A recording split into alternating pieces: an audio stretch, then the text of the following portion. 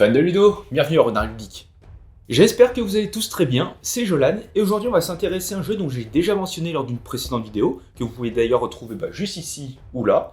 On va parler de Radlands, mais cette fois-ci on va essayer de rentrer un peu plus en détail dans les règles.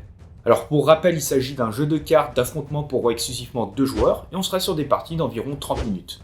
Le jeu va vraiment nous emmener dans une ambiance style Mad Max, vous allez incarner un chef de tribu dans un univers plutôt post-apocalyptique. Et pour prouver votre supériorité, vous allez devoir détruire les camps adverses. Pour cela, vous aurez à disposition de précieuses réserves d'eau que vous pourrez utiliser pour faire appel soit des personnages, soit des événements. Vous pourrez également utiliser leurs capacités ou encore appeler des renforts. Allez, voyons comment se préparer à la baston. Alors tout d'abord, chaque joueur va récupérer 6 camps au hasard et en choisir 3 qui vont être positionnés sur votre première ligne. Alors ici c'est un peu triché, il y a un tapis, mais il faudra laisser assez de place pour pouvoir poser 2 cartes au-dessus. Chaque joueur va venir récupérer une carte château d'eau et une carte guerrieros, et vous allez prendre 3 jetons blancs d'eau. Mais attention, le premier joueur lors de son premier tour va seulement récupérer un seul. Et enfin vous allez piocher autant de cartes que la somme indiquée sur vos cartes camp, et là vous êtes prêt à vous lancer dans la baston. Dans Radlands, vous allez jouer à tour de rôle jusqu'à ce qu'un joueur détruise les 3 camps de son adversaire. Dans ce cas-là, il en ressort vainqueur de la partie. Chaque tour de jeu, donc chaque tour de joueur, va être décomposé en 3 phases. Vous aurez tout d'abord une phase d'événement, où vous allez gérer les cartes de ce type. Vous aurez ensuite une phase de réapprovisionnement, et enfin, la phase la plus importante, une phase d'action. Ça sera ensuite au joueur suivant de jouer. Lors de la première phase, si vous avez une carte événement sur l'emplacement 1 de votre colonne événement, donc la colonne qui va se trouver soit tout à droite, soit tout à gauche de votre zone, elle va s'activer et vous allez la défausser. Il faut savoir que ces cartes sont reconnaissables grâce à leur contour qui est à la fois jaune et noir. Ensuite, vous allez faire avancer le reste de vos cartes événements d'un cran vers le haut. Vous passerez ensuite à la deuxième phase, où vous allez tout simplement piocher une carte depuis la pioche qui va être commune aux 2 joueurs. En plus de cela, vous allez récupérer vos 3 jetons d'eau en blanc que vous allez pouvoir utiliser ce tour-ci. Enfin, troisième phase où vous allez pouvoir faire des actions. Alors à noter que vous pouvez en faire autant que vous voulez et dans l'ordre que vous voulez, tant que vous avez encore des ressources à disposition. Première action possible, jouez une ou plusieurs cartes de votre main. Alors bien sûr, ces cartes ont un coût et vous allez devoir dépenser le nombre d'unités d'eau indiqué. Et vous avez 2 types de cartes. Vous avez les cartes personnages qui vont être posées sur le terrain et qui viendront entre guillemets protéger vos camps. Vous allez donc choisir une colonne et la positionner au-dessus du camp. S'il y avait déjà une carte personnage, vous pourrez la placer soit devant, soit derrière celle-ci. Et à noter que lorsque vous jouez une carte personnage, cette dernière n'est pas prête. C'est-à-dire que vous ne pourrez pas activer ses capacités lors du tour où elle est posée. Deuxième type de carte, ce sont les cartes événements, comme on l'a déjà vu. Alors encore une fois, elles possèdent un contour jaune et noir, et ces cartes seront placées dans la colonne événements, sur l'emplacement associé. A noter que vous pouvez jouer des cartes avec un 0, dans ce cas-là elles sont activées immédiatement.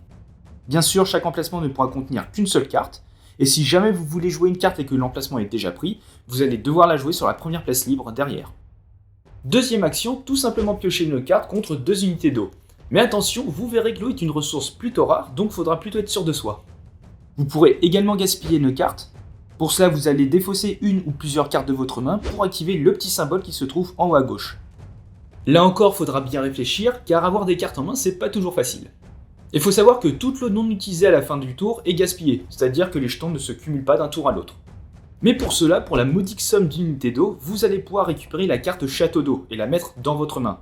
Cette carte, bien sûr, vous pourrez la garder autant de tours que vous voudrez, et elle vous donnera une unité d'eau supplémentaire lorsque vous la jouez. Et enfin, dernier type d'action et non pas des moindres, c'est utiliser les capacités des cartes présentes sur votre zone de jeu, donc soit les cartes personnages, soit vos cartes camp. Pour vos personnages, il faudra tout d'abord vérifier si la carte est prête. En général, elles le sont, sauf si vous venez de jouer la carte lors de ce tour-ci, ou bien que la carte a été rafistolée, donc soignée, on verra ça juste après, ou bien que vous avez tout simplement utilisé sa capacité lors de cette manche, ou enfin si la carte est blessée, donc inclinée. Mais dans le cas contraire, vous serez en mesure de dépenser l'eau indiquée pour réaliser son effet.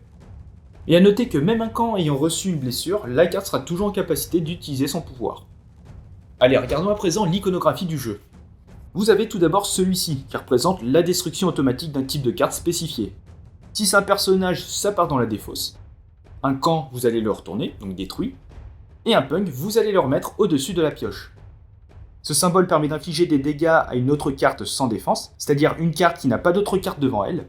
Les personnages et les camps ont 2 points de vie. Pour représenter le premier dégât, vous allez incliner la carte, et si c'était le deuxième, eh bien c'est ciao. Et à noter que les punks ont seulement 1 point de vie, et seront directement remis sur la pioche. Vous pourrez blesser, donc qui fait à peu près la même chose que le symbole infliger des dégâts, mais seulement sur les personnages. Vous pourrez rafistoler pour redresser une carte qui a subi un dégât, donc une carte inclinée. Attention, pour rappel, cette carte ne sera pas prête lors de ce tour. Le symbole qui permet de piocher une carte, donc ça c'est parlant. Avec celui-ci, vous allez pouvoir recruter un punk, donc vous allez prendre la première carte de la pioche et vous allez la placer dans la colonne de votre choix. Cela fait un peu office de chair à canon avec leur 1 point de vie. Vous pourrez récupérer un jeton haut supplémentaire utilisable uniquement lors de ce tour. Et enfin, vous pourrez mener un assaut avec vos guerrilleros. Vous pourrez ainsi jouer cette carte si elle n'était pas en jeu dans votre colonne événement, ou bien la faire avancer d'un cran. Et voilà, vous savez à peu près tout sur les symboles des cartes. Donc vous allez enchaîner les tours jusqu'à ce qu'un joueur ait détruit les 3 camps de son adversaire, et dans ce cas-là, il sera vainqueur de la partie. Mais attention, point important, si la pioche se vide, vous allez mélanger à des fausses pour refaire un deck, ça ok, mais si elle se vide une deuxième fois, vous terminerez avec une égalité. Et je vous invite à visionner cette vidéo où je vous partage mon avis, mes ressentis assez rapidement sur le jeu.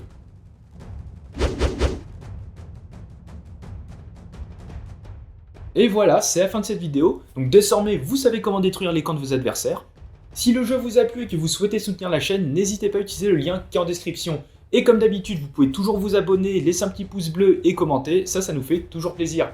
Et sur ce, on se retrouve dans une prochaine vidéo. Ciao!